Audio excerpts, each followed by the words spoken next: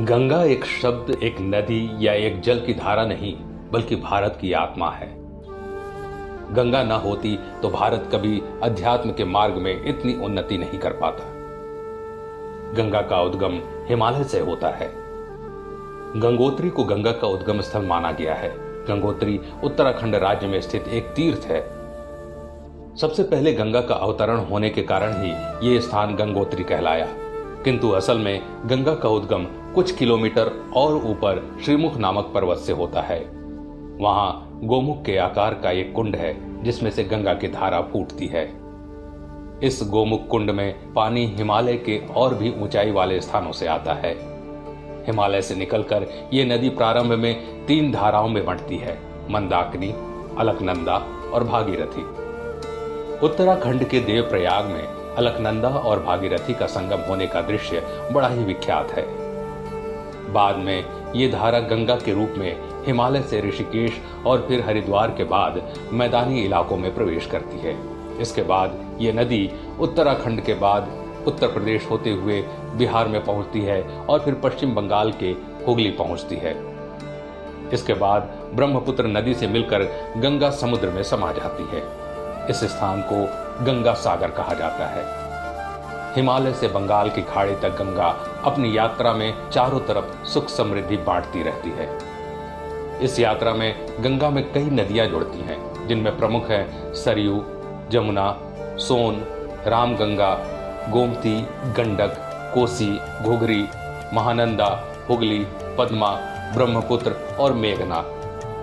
पौराणिक मान्यता के अनुसार गंगा नदी को भागीरथ ने स्वर्ग से धरती पर उतारा था। गंगा श्री हरि विष्णु के अंगूठे से निकलकर भगवान शिव की जटाओं में आकर बस गई थी, क्योंकि गंगा का वेग इतना प्रचंड था कि अगर सीधे गंगा धरती पर आती तो पृथ्वी का संतुलन ही बिगड़ जाता। राजा भगीरथ इक्ष्वाकु वंश यानी कि भगवान राम के ही पूर्वज हैं। ब्रह्मा से लगभग 23वीं पीढ़ी बाद और श्री राम से लगभग 14वीं पीढ़ी पूर्व भगीरथ हुए। भगीरथ ने ही गंगा को पृथ्वी पर उतारा था। हिंदुओं का ऐसा दृढ़ विश्वास है कि गंगा में स्नान करने से उनके पाप नष्ट हो जाते हैं। हर हिंदू की अंतिम इच्छा यही होती है कि मरने के बाद उसकी अस्थियां गंगा जी में प्रवाहित की जाएं। इसी विश्वास के चलते सैकड़ों वर्षों से निरंतर गंगा में इंसानी अस्थियां और राख बहाई जा रही हैं। लेकिन आश्चर्यजनक रूप से इतना सब होते हुए भी गंगा की अविरलता और निर्मलता में कभी कोई कमी नहीं आई। इसके पीछे क्या वजह है, ये हम आज इस वीडियो में जानेंगे। एक कथा के अनुसार एक दिन देवी गंगा श्री हरि से मिलने बैकुंठ धाम गई और उन्हें जाकर बोली, हे प्रभु, मेरे जल में स्नान करने से सभी के पाप नष्ट हो जाते हैं, लेकिन मैं इतने पापों का बोझ कैसे उठाऊंगी? मेरे में जो पाप समाएंगे उन्हें मैं कैसे समाप्त कर पाऊंगी? इस पर श्री हरि बोले कि गंगा, जब साधु संत और वैष्णव जन आकर आप में स्नान करेंगे तो आपके सभी पाप धुल जाएंगे। वैज्ञानिक जांच से पता चला है कि गंगा जल में पारा अर्थात मरकरी विद्यमान होता है, जिसमें हड्डियों में जमा कैल्शियम और फास्फोरस पानी में घुल जाता है। ये तत्व गंगा जल को साफ करते हैं, जबकि बची हुई हड्डियां गंगा में निवास करने वाली जलीय जंतुओं के लिए एक पौष्टिक आहार है। वैज्ञानिक दृष्टि से हड्डियों में गंधक होता है, जो पारे के साथ मिलकर पारद का निर्माण करता है। धार्मिक दृष्टि से पारद शिव का प्रतीक है और गंधक शक्ति का।